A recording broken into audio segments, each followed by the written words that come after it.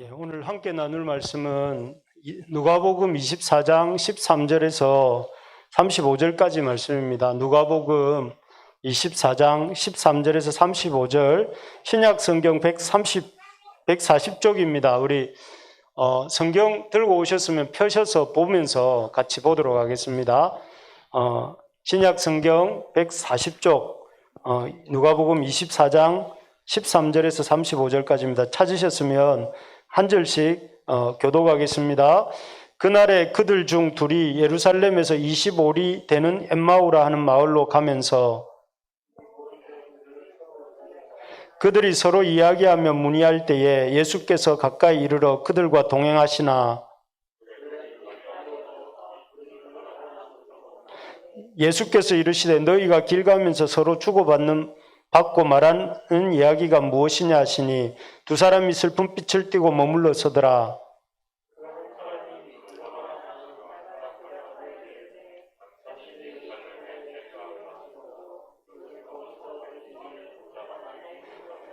이르시되 무슨 일이냐? 이르되 나사렛 예수의 일이니 그는 하나님과 모든 백성 앞에서 말과 일에 능하신 선지자이언을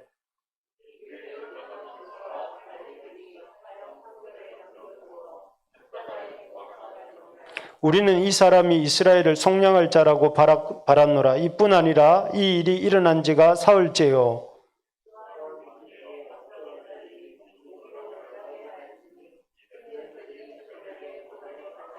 그의 시체는 보지 못하고 와서 그가 살아나셨다 하는 천사들의 나타남을 보았다미라.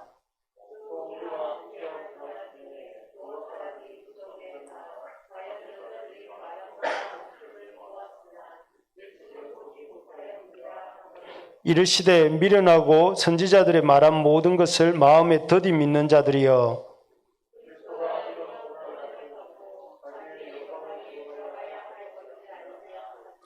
이에 모세와 모든 선지자의 글로 시작하여 모든 성경에 쓴 바 자기에 관한 것을 자세히 설명하시니라.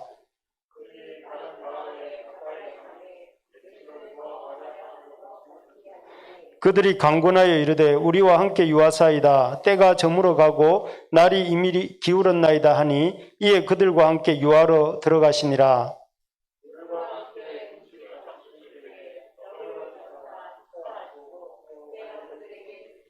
그들의 눈이 밝아져 그인 줄 알아보더니 예수는 그들에게 보이지 아니하시는지라.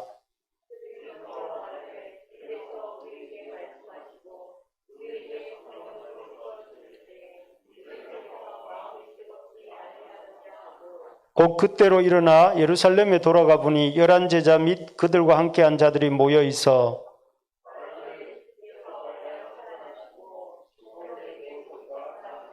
같이요. 두 사람도 길에서 된 일과 예수께서 떡을 떼심으로 자기들에게 알려지신 것을 말하더라. 아멘. 제가 잠깐 기도하겠습니다. 하나님, 오늘도 참 주님 말씀 앞에 우리가 한 예배의 자리에 모여서 찬양하고 하나님 말씀을 들으려고 또 이렇게 성경을 읽었습니다. 하나님께서 참 우리에게 하시고 싶은 말씀을 이 말씀 통해 우리 각인에게 허락하여 주옵소서. 주님께서 음성으로 우리에게 말씀하실 때 또 아멘으로 응답하는 역사가 있도록 주님 도와 주옵소서. 예수님의 이름으로 기도합니다. 아멘. 예. 이 사람이 어떤 1972년 괌에서 이렇게 한 남자가, 일본인 남자가 어부의 집에서 새우를 훔쳐먹다가 이렇게 체포가 되었습니다. 이 사람은 누군가 하면 요코이 세이치라고 하는 일본 군인이었다고 합니다. 이 사람은 1944년에 이렇게 일본이 미국에 의해서 2차 세계대전에 패전을 한 이후에도 이 사람이 괌에 28년 동안 숨어서 밀린 동굴 속에 지내다가 그렇게 배고픔을 이기지 못해서 그 어부의 새우를 훔쳐먹다가 이렇게 체포가 되어서 이렇게 끌려가는 모습입니다. 이 사람은 사실은 1952년도에 이 2차 세계대전이 일본의 패전으로 끝났다는 사실을 전단지를 보고 알았다고 합니다. 그렇지만 이 사람은 이 전쟁이 끝났다는 사실을 인정하고 싶지가 않았던 거죠. 그래서 여전히 28년 동안, 잡힐 때까지 28년 동안 이렇게 생긴 동굴을, 요런 동굴을 이렇게 파놓고 한 2m 50cm 깊이의 동굴을 파놓고 이렇게 거기에서 낮에는 숨어서 살고 밤에는 나와서 나무 열매나 물고기 같은 걸 잡아서 먹으면서 무려 28년을 산 거죠. 그래서 나중에 이 체포됐을 당시에 이 사람의 모습이 약간 구정해요. 거의 28년 동안 이렇게 수그리고 이렇게 있어 놓으니까. 그래서 이 사람이 이제 그 해 72년도에 고국으로 돌아왔는데 첫 일성이 뭐였냐면 도쿄 공항에 내리면서 이렇게 말했습니다. 부끄럽게도 살아 돌아왔습니다. 이렇게 말해요. 이 사람의 머릿속에는 아직 전쟁이 진행 중인 거죠. 그래서 자기가 전쟁이면 용감하게 적과 싸우다가 죽어야 되는데 살아서 돌아와서 미안합니다. 이렇게 말을 한 거예요. 그래서 일본 사람들이 이 사람의 이런 일성에 굉장히 일본 사람들이 아주 이렇게 환호를 하면서 이 전쟁 영웅으로 이렇게 수상을 받았다고 이렇게 나오더라고요. 그래서 이런 걸 보면서 이 사람의 머릿속에는 2차 세계대전이 종전되었다는 사실을 쉽게 받아들이지 못하는, 계속해서 그 전쟁은 이루어지고 있고 자기는 그의 일원으로 전투에 참여하고 있다고 생각하는 그 생각을 하고 있는 이 사람의 모습을 이렇게 보게 됩니다. 오늘 본문에도 이 사람 비슷한 사람들의 얘기가 나옵니다. 요코이 쇼이치라는 사람에게 2차 세계대전이 끝났다는 걸 인정하기 어려웠던 것처럼 이 제자들, 예수님의 제자들은 뭘 인정하기가 어려웠느냐면은 예수님의 부활이 일어났다는 사실을 인정하는 것이 너무너무 힘들었던 것 같습니다. 그래서 이 사람들은 계속 이렇게 누가복음을 요즘 우리 생명의 삶으로 나누고 있는데 보면 부활에 여러 가지 증거가 있음에도 불구하고 부활을 받아들이지 않아요. 뭘 안 받아들인다고요? 예수님이 부활하셨다는 사실을 안 받아들여요. 그러면서 계속해서 그 부활에 대해서 이렇게 거부하는 것입니다. 사실 그 마음이 이해가 되죠. 여러분들은 부활을 믿습니까? 부활을 믿습니까? 죽은 사람이 이렇게 무덤에 묻힌 지 3일 만에 다시 살아났다고 하면 여러분 믿을 사람이 이 중에 있습니까? 여러분 믿지만 못 믿겠죠. 성경에 나오니까 믿습니다. 그렇지만 우리 잘 못 믿는 게 이게 사람의 마음인데 어쨌든 제자들도 그런 이 예수님의 부활을 요코이 세이치처럼 이렇게 잘 못 받아들이고 있었어요. 그런데 우리가 성경을 여러분 누가복음을 23장, 24장을 조금만 꼼꼼히 살펴보면 이 속에 부활의 아주 강력한 증거들이 나온다 하는 것을 볼 수가 있습니다. 그래서 이 23장, 24장을 간단하게 한번 살펴보면 첫 번째 예수님이 부활하셨다는 성경의 증거 첫 번째가 뭐냐면은 예수님의 말씀입니다. 예수님의 말씀.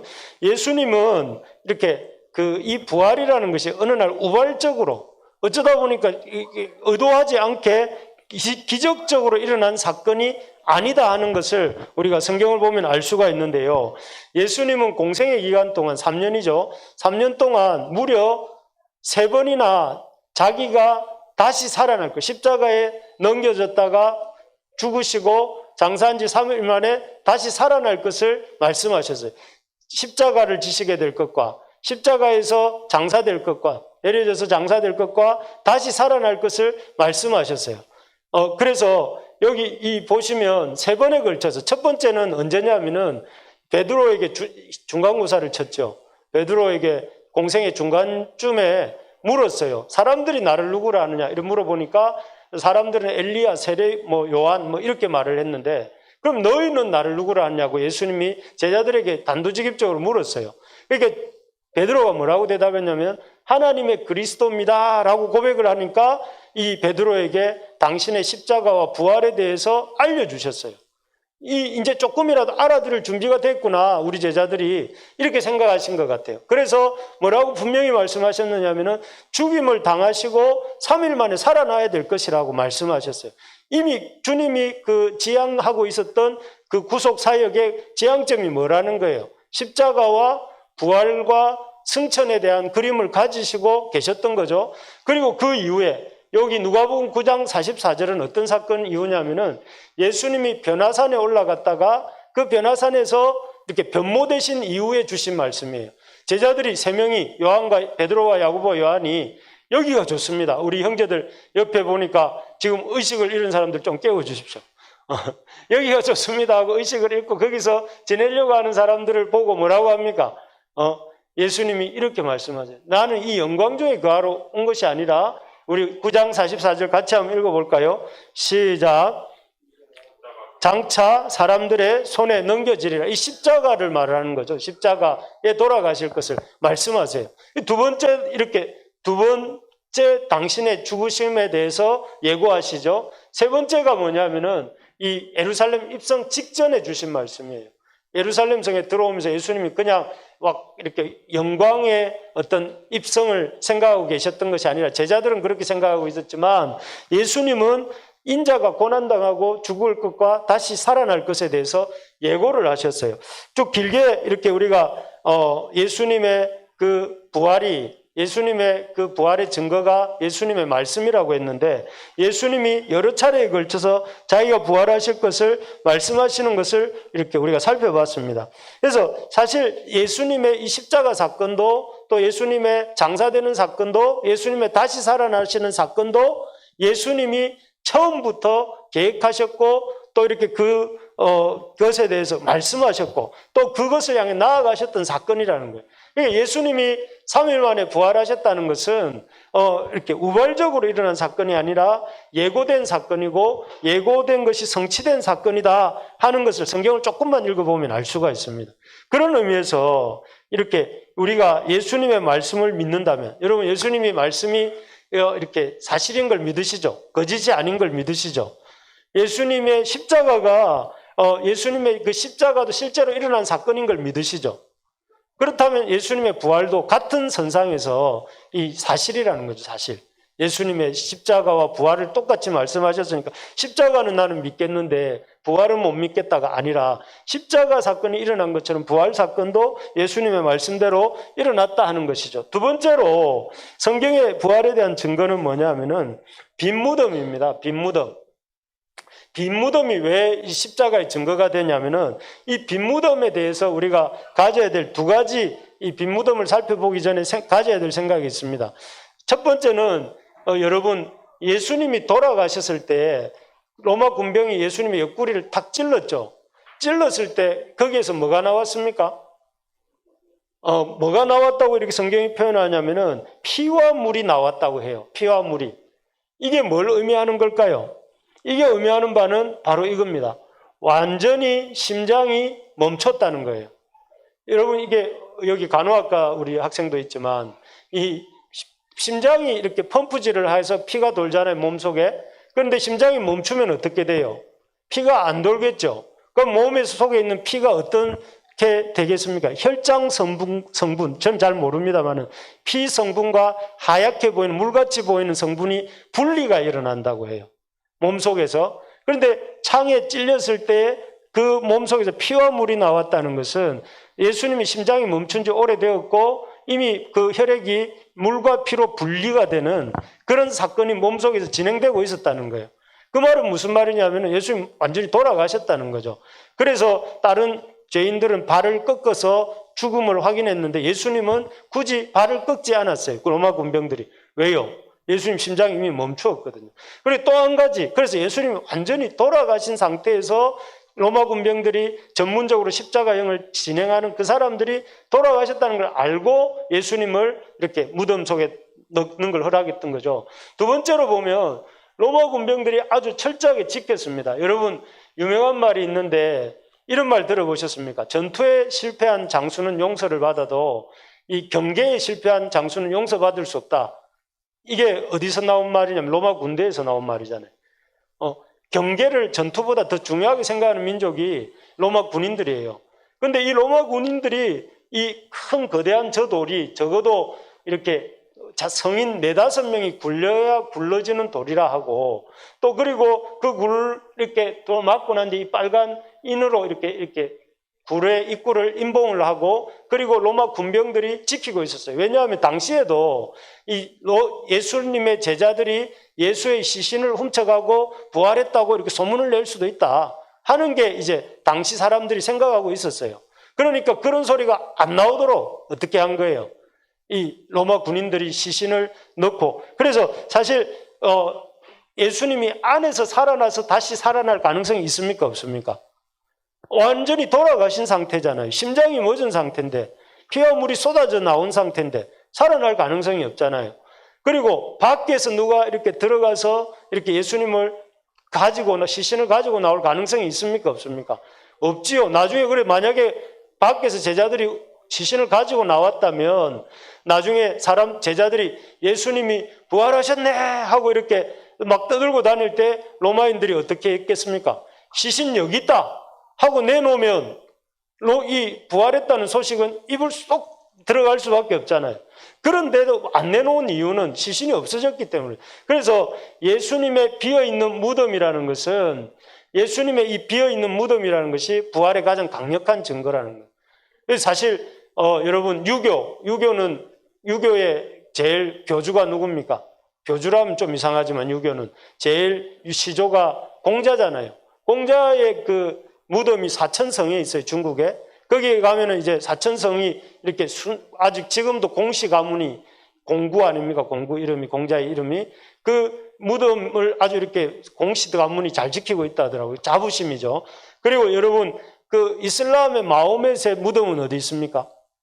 메디나에 있죠, 메디나. 그래서 1년에 한 번씩 거기 가서 사람들이 이제 순례를 하는 게 이슬람 교도들의 최고의 꿈이에요. 평생에 한 번 가보는 게.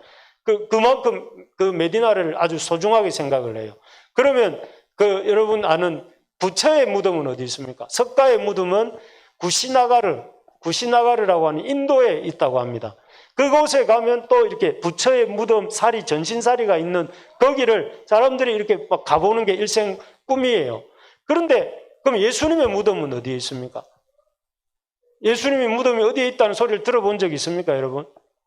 그게 바로 이단입니다. 있다고 하는 사람들이. 없습니다, 무덤이. 왜 없습니까? 부활하셨기 때문에 그렇죠, 부활을. 기독교의 자랑은 빈 무덤이에요, 빈 무덤. 우리의 자랑은 뭐냐면은 무덤이 비어 있다는 거예요, 무덤이 비어 있고, 그래서 이 빈 무덤을 우리가 보면서 참, 주님이 부활하셨구나 하는 것들을 우리가 알리고 있지 않습니까? 그래서 이걸 성경이 뭐라고 하느냐면은 왜 무덤이 비어 있었는가? 무덤을 비어 있었던 이유는 여기 23절을 한번 읽어볼까요? 24절을 한번 노란색 부분만 읽어봅시다. 24절 시작.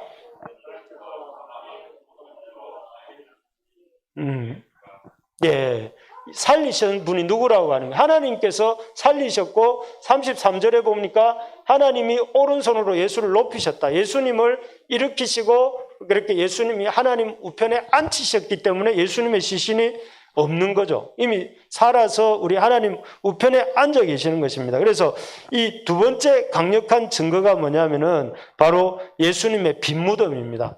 예, 예수님의 무덤이 비어 있습니다. 그리고 세 번째 증거가 뭐냐면 많은 부활의 증인들인데요. 여러분, 이게 어찌 보면 앞에 말했던 예수님의 말씀이나 사실은 이 두 번째 예수님의 비어 있는 무덤이나 보다도 더 강력한 증거를 알 수 있는데요. 첫 번째로 이 많은 부활의 증인들 중에 첫 번째가 누구인 것 같습니까? 여인들이죠, 여인들.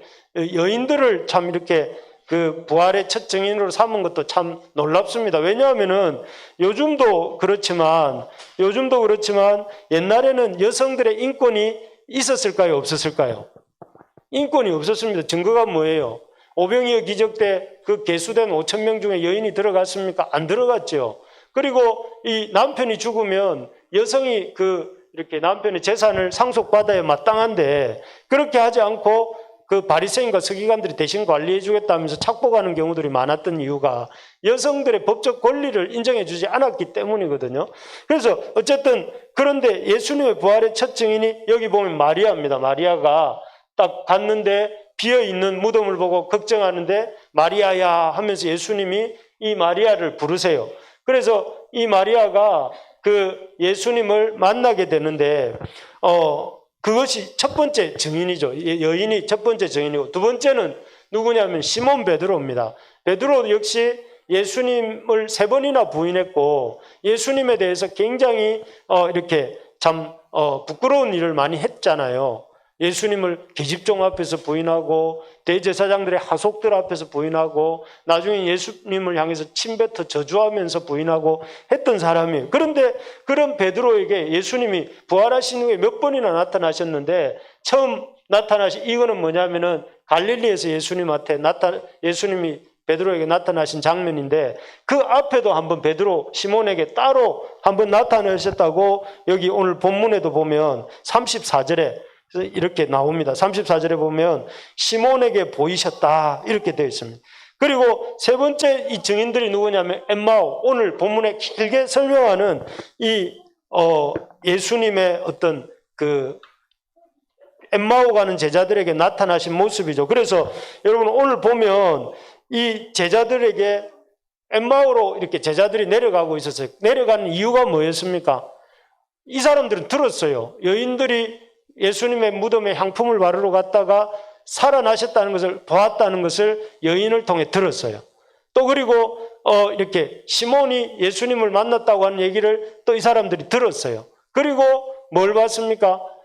이렇게 예수님이 그동안 공생애 하시는 동안에 계속해서 다시 죽었다가 다시 살아날 것을 3번이나 말씀하신 것을 들었어요. 이 엠마오로 가던 두 제자가.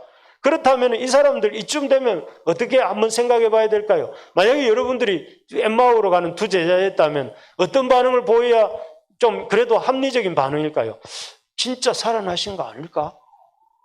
정말 살아나신 거 아닐까? 이런 생각 한 번쯤은 해봐야 될 거 아니에요. 근데 이 사람들은 여기 보면 그 엠마오로 가는데 예수님이 얼굴을 이렇게 들이대면서 두 제자한테 야, 예루살렘에서 무슨 일이 일어났어? 이렇게 물으면은 적어도 이분이 누구랑 좀 닮았는데 이렇게 생각을 해야 되지 않겠어요? 그런데 그런 생각은 안 하고 오히려 슬픈 기색을 띠면서 그 일도 모르느냐 하면서 막 이렇게 예수님, 그 부활하신 예수님의 얼굴을 눈앞에 똑바로 보면서도 얼굴에 걱정을 하면서 믿지 못하겠다는 표정으로 이렇게 이 고향으로 내려가죠. 그러니까 예수님이 또 어떻게 하세요? 그렇게 못 알아보니까 예수님이 성경을 또 가르쳐 주시잖아요. 성경을 25절에 보면 막 풀어가지고 그 성경 속에 나타난 그 이야기들을 들으니까 가슴이 뜨거워졌어요. 뜨거워진 다음에 그래도 못 알아들어요. 예수님에 대해서 못 알아들으니까 예수님이 그 숙소에 들어가서 저녁을 같이 드세요. 저녁을 같이 두면 밝은 불빛에서 예수님을 직접 볼 거 아니에요. 조명 밑에서. 그리고 난 뒤에 예수님 뭘 합니까? 하도 못 알아들으니까 제일 마지막에 제자들과 같이 했던 행동이 뭐였습니까? 십자가 지시기 전날 밤에 했던 일이 성찬을 했잖아요. 성찬을. 떡을 떼고 나누셨잖아요. 근데 여기서 이제 엠마오 가는 두 제자들을 데리고 숙소에 들어가셔서 성찬을 행하신 거예요. 그때서야 제자들이 아, 이분이 예수님이시구나 하는 걸 깨달은 거예요. 그러니까 이 기록이 여러분 한번 생각해 보십시오. 지금 13절에서 35절까지 우리가 읽었는데 길었잖아요. 성경 본문이. 이렇게 길게 나올 이유가 뭐가 있을까요? 무려 23절을 이 엠마오 가는 두 제자가 예수님 만나는 이야기를 기록하는데 이 기록이 쓰이고 있어요. 이유는 뭐냐면은 예수님의 부활이 그냥 이렇게 정신 세계에서 일어난 어떤 정신 그 아큐정전에 보면 아큐가 그러잖아요. 아큐가 이렇게 누구고 적과 이렇게 막 사람들하고 싸우고 늘 두드려 맞고 다니고 욕 먹고 이렇게 다니면서도 정신적으로는 어떻게 해요? 내가 승리했다. 내가 이겼다. 이렇게 하면서 정신 승리를 하잖아요. 그런 것처럼 이 제자들이 예수님 부활 안 했는데 정신적으로 하나님 살아나셨다. 예수님 살아나셨다. 이렇게 생각하는 게 아니라는 거예요. 실제로 예수님이 제자들과 동행하시고 또 실제적으로 대화들과 대화하시고 또 실제로 이 제자들과 이렇게 식사도 하시고 성찬도 나누셨다는 실제 속에서 일어난 부활이라는 걸 보여주시는 본문이 우리가 읽었던 이 본문이라는 거죠. 그리고 그런 실제적인 본문일 뿐만 아니라 이 사건들 속에서 이렇게 주님의 어떤 부활하심이 실체가 있다는 걸 보여주신 거죠. 그리고 예수님이 이 제자들 뿐입니까? 오늘 읽었던 엠마오를 가는 두 제자뿐만이 아니라 36절 이후 읽지 않았지만 36절 이후에는 어디에 나타나십니까? 여기 두 제자 말고 여기 한번 보십시오. 누가복음 24장 36절 우리 같이 한번 읽어볼까요? 시작.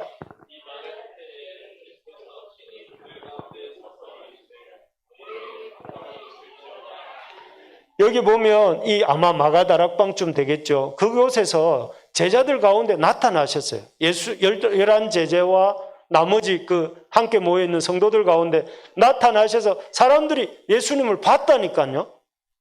예수님을 보고 요한복음에 보면 뭐라고 했습니까? 그 손의 못자국과 그 옆구리 창자국을 만져보는 일도 있었잖아요. 도마 같은 사람은.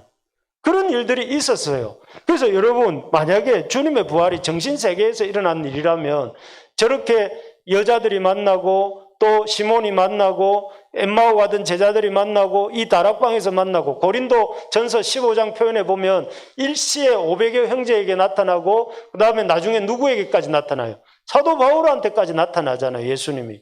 그리고 누가복음 사도행전 앞부분에 보면 예수님이 40일간을 부활하신 이후 승천하시기까지 40일간을 많은 사람들에게 나타나셔 하나님 나라에 대해 가르치셨다 이렇게 기록이 나와요. 그럼 이런 것들을 다 종합해 볼 때 예수님의 부활이 일어났다는 거예요? 안 일어났다는 거예요? 일어났다는 거죠.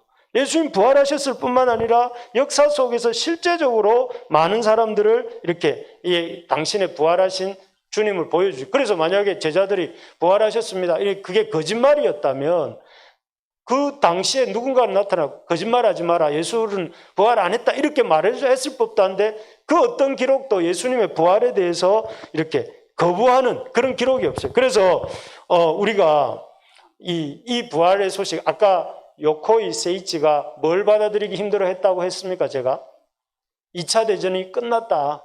일본이 패전했다. 이런 걸 받아들이기 어려워했던 것처럼 우리는 뭘 받아들이기 어려워한다고요? 예수님 부활하셨다는 걸 받아들이기 어려워한다는 거예요.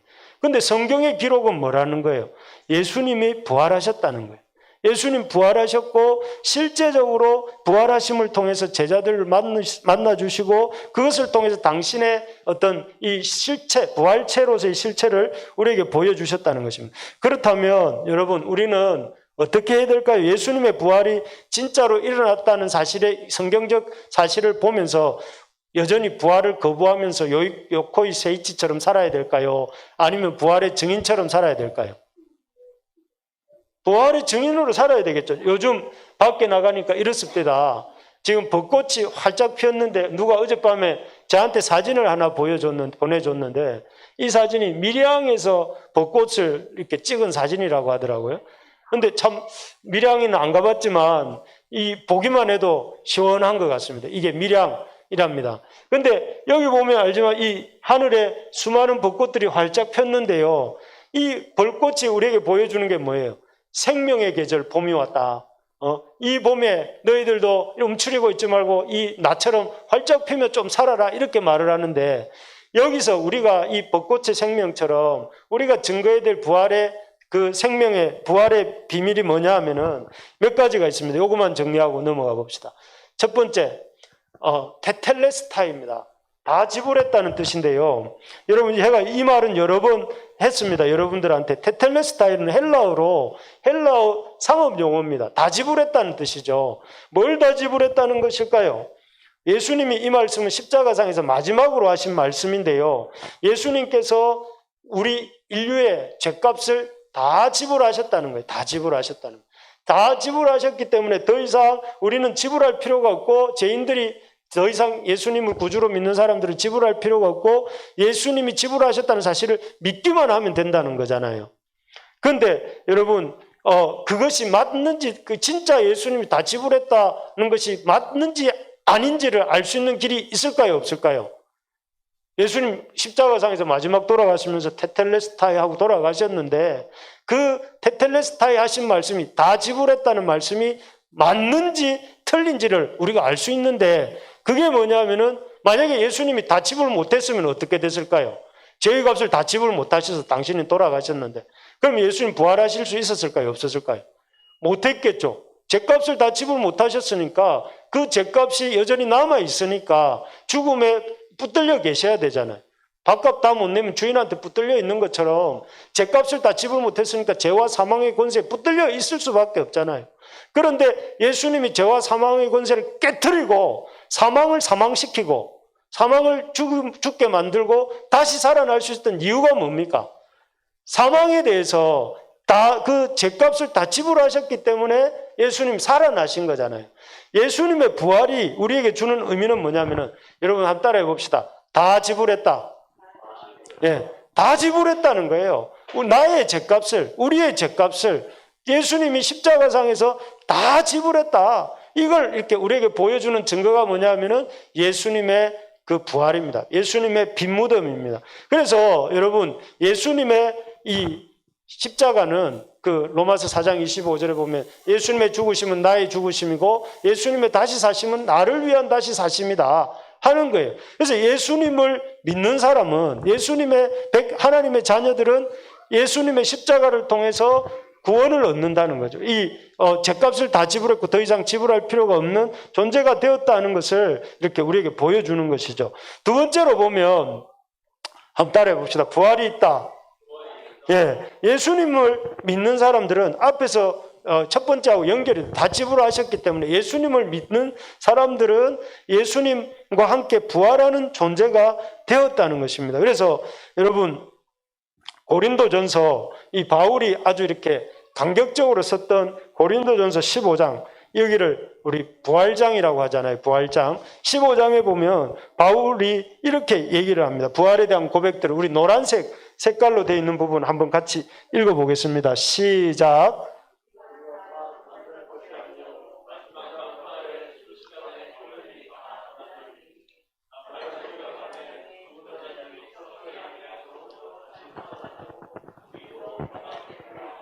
예, 여기에 보면 예수님의 그 믿는 자들이 어떻게 될 것인지를 이렇게 말씀하고 있는데요. 여기에 보니까 분명하게 뭐 한다고요? 우리가 다 잠잘 것이 아니라 나팔의 순식간에 호련히 다 변화되리니, 예외가 없습니다. 주 안에 있는 사람들은 다 변화된다고 말씀해요. 그리고 죽은 자들이 다시 살아나게 될 것이고, 그 일이 어떻게 된다는 거예요? 반드시 나팔 소리가 하며 죽은 자들이 썩지 않을 것에서 다시 살아나고, 이 썩을 것이 반드시, 이 썩을 것은 뭐예요? 지금 우리가 입고 있는 육신이에요. 반드시 썩지 아니할 것을 입겠고, 이 죽을 것이 죽지 아니함을 입으리로다고 이렇게 얘기를 합니다. 너무나 분명하게 바울은 반드시 이렇게 우리가 변화된다. 썩을 것이 썩지 아니함을 입을 것이고 죽을 것이 죽지 아니함을 입게 된다라고 말을 하는 것이죠. 그래서 이렇게 우리가 참 생각해 볼 때 참 이 바울의 이런 고백을 들으면서 바울이 뭐라고 하느냐면, 그러므로 이렇게 될 것이기 때문에, 그러므로 내 사랑하는 형제들아 경고하고 흔들리지 말며 항상 주의 일이 더욱 힘쓰는 자가 되라, 이렇게 말을 하고 있습니다. 사실 여러분, 여러분들의 가장 큰 걱정이 뭔지 제가 한번 맞춰볼까요? 여러분들이 요즘 하고 있는 가장 큰 걱정이 뭔지 내가 한번 맞춰볼까요? 경훈 형제. 이렇게 살다가 내 굶어 죽지 않을까? 내 이렇게 살다가 취직 못하는 거 아닐까? 이러다가 내 이렇게 우리 쫄딱 망하는 거 아닐까? 재훈 집사님, 세컨집 하면서 그런 생각이 듭니까? 이 믿음 있는 사람이 이렇습니다. 그런데 보통 사람들의 걱정거리는 그런 게 많아요. 이렇게 하다가 내가 죽지 않을까? 이런 두려움이 많은데, 여러분 뭐라고 말씀해요? 반드시 살아난다는 거예요. 예수 믿는 사람들은 육신의 부활도 있겠지만, 영의 부활도 있겠지만, 이렇게 살아나고 반드시 부활한다. 주님이 우리를 죽게 내버려 두지 않으신다는. 그래서 여러분, 우리가 참 사단이 우리에게 역사하는 방법이 뭐냐 하면은, 그때 우리 수요일 날 했던 철로 역정에 보면 사단이 우리를 꼬시는 방법, 사망의 음침한 골짜기를 들어갈 때 그 사단 아블론, 겸손의 골짜기군요. 겸손의 골짜기에서 만난 아블론이 세 가지 두려움을 줘요. 첫째는 눈에 보이는 가시적인 그 외모에서 오는 두려움, 사단의 외모에서. 이게 사단의 전형적인 방법이죠. 야, 저 내 상대가 안 되겠네. 그래서 하나님은 항상 우리에게 주시는 말씀이 뭐예요? Not by sight, but by faith. 눈에 보이는 사이트가 아니라 페이스로 살아야 된다. 믿음으로 살아야 된다. 이렇게 말씀하시고, 또 하나는 그 사단이 주는 게 뭐예요? 그래서 눈에 보이는 것 때문에 염려를 주는 거예요. 염려가 한번 들어가면은, 여러분 뚝에다가 조그만 구멍이 하나 세면 그 뚝은 처음에는 문제가 없는 것 같지만 무너지는 건 시간 문제이듯이, 여러분 염려를 하나 딱 심어줘. 이 예배 드리고 열심히 말씀 듣고 있는데 여러분들 마음속에 내일 뭐 해야 될 일을 한 가지 딱 떠올리게 하면 예배는 올스톱이 되는 거예요. 그 생각이 자꾸 꼬리에 꼬리를 물고 나중에는 예배에 집중을 못하고 말씀은 아무 생각이 안 나고 집에 돌아가면 염려거리만 더 커져 있는 걸 볼 수 있어요. 염려를 심어주는 거죠. 심지어 이렇게 우리 하빈이가 만약에 내일 뭘 먹지 이런 걸 염려하면서 우리 집에 살이 떨어졌을 텐데 어떻게 하지 이런 걱정을 한다면 아빠 입장에서 참 대견하겠죠. 우리 아들이 우리 집에 가사도 걱정하네 이런 게 아니고 너는 그런 걱정하지 말고 잘 먹고 잘 자라라 이렇게 말하는 게 아버지의 마음인데 사실 염려가 그런 거예요. 그래서 어쨌든 세 번째가 그렇게 이렇게 눈에 보이는 것에 대한 두려움, 그다음에 염려, 그리고 셋째는 직접적인 공격을 하더라고요, 사단이. 그런 것들이 있는데 어쨌든 여기에 보면 이 사단이 참 우리에게 이런 두려움을 주는데 여러분 죽지 않는다, 쫄지 마라, 다시 살아난다. 이게 예수님이 우리에게 보여주시는 거예요. 그래서 최고의 비극의 현장이 어디냐면은 예수님의 십자가거든요. 세상에서 최고 비극적인 현장이 예수님 돌아가신 그 십자가잖아요. 근데 그 십자가가 어떻게 됐어요? 최고의 축복의 현장이 되게 만드신 분이잖아요.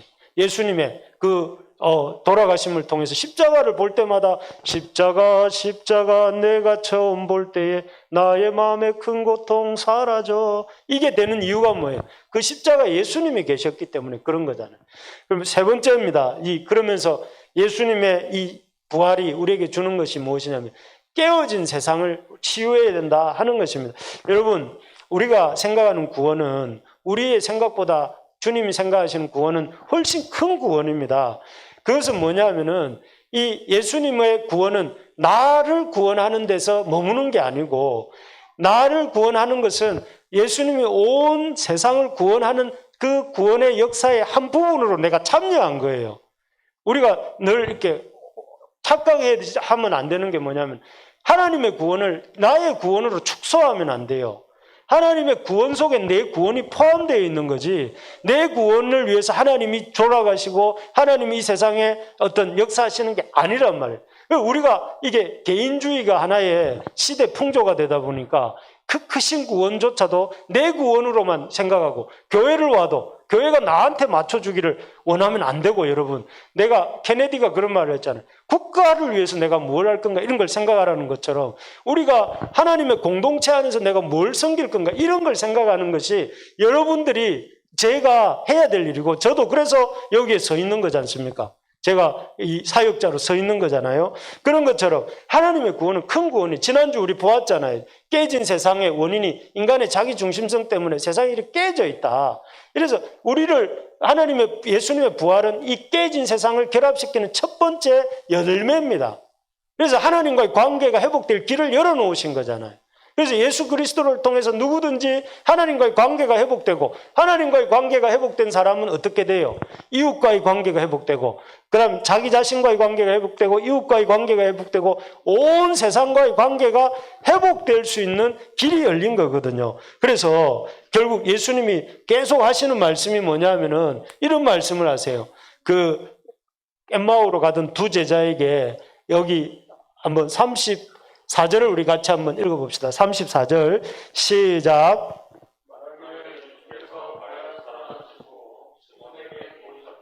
35절도요. 두 사람도 길에서 된 일과 예수께서 떡을 떼심으로 자기들에게 알려주신 것을 말하더라. 엠마오로 가던 사람들이 어디로 갔습니까? 다시 엠마오로 갔습니까? 부활하신 주님을 만난 이후에? 아니에요. 다시 어디로 갔습니까? 예루살렘 갔어요. 예루살렘으로. 예루살렘에 가셔서 누구를 만났어요? 쫄려서 마음이 졸여서 이렇게 위축되어 있던 제자들에게 가서 자기들이 만난 예수님을 얘기했어요. 아까 처음에 첫 증인이 여인들이라고 했잖아요. 여인들이 이렇게 부활하신 주님을 만나고 어떻게 했습니까? 다시 제자들한테 가서 자기들 부활하신 주님을 만났다고 얘기를 하거든요. 그러니까 이런 것들을 보면 부활의 목격자들에게 주님이 항상 자기가 속해 있던 공동체로 돌아가서 그 주님을 이렇게 알리도록 했습니다. 그래서 예수님이 나중에 보면 이렇게 말씀하시잖아요. 여러분 마태복음 28장 19절 20절 기억하시는 분? 너희는 가서 모든 족속으로 제자를 삼아 이렇게 시작하잖아요. 너희는 가서 그럼 사도행전 1장 8절을 혹시 기억하시는 분? 오직 성령이 너희에게 임하시면 너희가 권능을 받고 예루살렘과 온 유대와 가라는 거잖아요. 가라는. 우리 한번 따라해 볼까요? 신앙생활은 밖에서 하는 것입니다. 여러분, 사도행전 우리가 요즘 이렇게 중단하고 있지만 사도행전이 시작과 끝이 뭔지 아십니까? 하나님 나라에서 시작해서 하나님 나라로 끝이 납니다. 그러면 지리적으로는 사도행전이 어디서 시작해서 어디서 끝이 납니까? 사도행전이 예루살렘에서 시작해서 로마에서 끝이 나요. 신앙생활, 사도행전이 예루살렘에서 시작해서 사마리아를 지나서 시리아 안디옥을 지나서 그 다음에 저기 빌립보 이렇게 지나서 어디로 갔습니까? 고린도를 지나서 로마까지 가요. 신앙생활을 여러분 교회 와서는 신앙생활을 교회 와서 막 이렇게 신앙생활을 하는 게 아니고 교회는 목사님도 그렇고 성도들도 그렇고 다 신앙생활을 열심히 하는 사람들이잖아요. 그래서 여러분 교회 와서 힘을 쓸 일이 아니고 교회 와서 예배드리고 은혜 받고 나는데 그 은혜를 가지고 어디로 가야 됩니까? 깨진 세상으로 가야 돼요. 깨진 세상으로. 깨진 세상에 가서 어떻게 해야 돼요? 하나님의 하신 일을 알려야 됩니다. 그가 살아나셨다. 예수님께서 우리의 죽음의 문제, 죄와 죽음의 문제를 해결하셨다 하고 알리는 게 우리가 해야 될 일이라는 거예요. 우리의 활동 무대가 어디입니까? 교회 안에서 이렇게 교회 안에서 목사님이 어떻고 집사님이 어떻고 형제 자매가 어떻고 이런 게 아니고 교회 안에서 서로 으쌰으쌰해서 힘을 얻고 그리고 나가서 신앙생활을 밖에 나가서 해야 된단 말이에요. 그래서 여러분 우리가 참 믿음이 필요한 것은 우리 삶의 현장입니다. 우리의 교회 밖입니다. 그래서 여러분 한국 교회가 우리 이 부르심의 교회가 지향하는 게 뭡니까? 5가지 얘기를 제가 했는데 지난 2달 동안 첫 번째가 이렇게 디딤돌이 되는 공동체, 진리 등대가 되는 교회가 되자, 믿지 않는 사람들에게 복음을 전하는 교회가 되자. 두 번째, 진실한 공동체. 그냥 일주일에 한 번 와서 예배드리는 교회가 아니라 이렇게 같이 모여서 정말 가족 같은 공동체가 돼야 된다. 하늘 가족이 돼야 된다. 세 번째, 뭐라고 했습니까? 균형 있는 성장을 해야 된다. 균형 있는 성장은 뭐예요? 우리가 나와 하나님 사이 구원만 생각하는 것이 아니라 나와 하나님 사이의 구원뿐만 아니라 나와 이웃 사이의 관계, 또 나와 세상과의 관계, 나와 교회와의 관계, 이런 4가지 영역에서 골고루 자라가는 사람이 되어야 된다는 것. 네 번째가 뭡니까? 안팎의 변혁을 이루는 교회. 그래서 우리뿐만 아니라 다음 주 4월 10일 날 우리가 뭐 하기로 했냐면 교회 청소하기로 했습니다. 그래서 교회당만 청소 안 하고 교회 주변도 청소하자. 이렇게 한 이유가 뭐냐면은 나중에 이제 5월달 되면 우리 지체들 데리고 저 무료 급식소를 한번 갈 생각인데 가서 이렇게 하는 이유가 뭐예요? 교회가 세상을 바꾸는 것이 교회의 목적이지 교회 안에서 서로를 바꾸려고 애쓰는 게 아니라는 거예요. 그리고 5번째가 뭐냐면은 우리가 그 모든 일을 잘하기 위해서 우리의 예배가 소망 있는 예배가 돼야 된다. 그래서 개인이 우리 형제자매들 한 사람 한 사람이 예배자로 세워지는 교회가 제가 꿈꾸는 우리가 또 지향해 가야 될 이런 교회라고 저는 생각해요. 그래서 이 5가지를 우리가 가는데 그 5가지 중에 중요한 게 뭐예요? 네 번째가 뭡니까? 안팎의 변혁. 그걸 우리가 이루어 가야 된다는 거예요. 한국 교회가 세상을 변화시켜야지 세상의 교회를 변화시키면 안 되잖아요. 세상을 어떻게 변화시킵니까? 우리의 힘으로 바꿀 수 있습니까? 없습니다. 주님이 이루신 그 일을 붙잡고 아까 주 안에서 그 부활의 신앙을 붙들고 세상을 향해 나가서 증인이 되는 그런 것이 우리가 이 세상을 바꿀 수 있는 그런 힘이 되겠죠. 그래서 바라는 것은 우리가 참 이 깨진 세상을 바라보면서 여러분 우리가 이 깨진 세상을 회복시키는 그런 우리가 되기를 바랍니다. 그러려면 뭐가 필요해요? 어제 제가 이제 목이 칼칼해가지고 이렇게 생강차를 한 잔 타먹으려고 냉장고 문을 열고 생강차 생강청이 담겨있는 통을 꺼내다가 떨어뜨렸어요. 팍 깨지더라고요. 산산조각이 났어요. 그래가지고 아주 이렇게 조각조각들이 반짝반짝 예쁘기는 합디다. 그런데 아내한테 너무 미안하기도 하고 그래가지고 열심히 닦고 청소하면서 든 생각이 그런 생각이었어요. 야, 깨진 걸 회복하는데 시간이 걸리는구나. 깨진 걸 회복하는데 참 수고가 필요하구나. 그래서 내가 애써서 이 일을 해야 되겠구나. 그래서 한영 형제하고 1대1을 하기로 했는데 줌으로 3시 반에 깨트렸는데 4시에 1대1을 하기로 해서 한 30분을 치웠어요. 유리조각을 치우면서 야, 문득 그런 생각이 들더라고요. 이 깨진 세상을 회복하기 위해서 에너지를 들이고 시간을 들이고 내 인생을 들여야 되겠구나. 우리 교회가 그런 일을 하는 교회가 되기를 청소하면서 기도했습니다. 제가. 목사님 너무 이상하다 이렇게 생각할지는 모르겠지만 저는 그렇게 생각하고 했거든요. 여러분, 이제 말씀을 맺겠습니다. 우리가 이제 4월 17일 다음 주면 부활절입니다. 부활절 앞에 우리가 어쩌다 보니 우리가 묵상하고 있는 생명의 삶이 지금 누가복음 마지막 부분을 다루다 보니 부활절 2주 전에 우리가 또 부활에 대해서 한 번 더 다루게 되었는데 여러분, 이 부활절을 있는 4월에 우리가 부활의 증인이 되어서 어떻게 해야 되겠습니까? 테텔레스타이, 다 이루었다 하시는 그 말씀 붙들고 우리에게 부활이 있다는 것을 믿고 그리고 깨진 세상을 치유하면서 그렇게 살아가는 저와 여러분들 될 수 있기를 주님의 이름으로 축복합니다.